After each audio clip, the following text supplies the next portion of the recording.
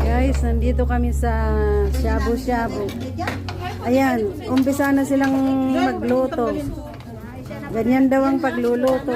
Oh, lagyan ng Cholesterol. Kolesterol. Yes. We have to put cholesterol. Kolesterol daw. Ayan mo, natutunaw yan. Di ba ano? Parang ano na to. Tapos, yan naman, doon sa kabila, magluluto ng crabs. Hindi pa nga ako bumubula eh. Wag mong lagyan na. Maraming tao dito, guys. Talagang dinadayo.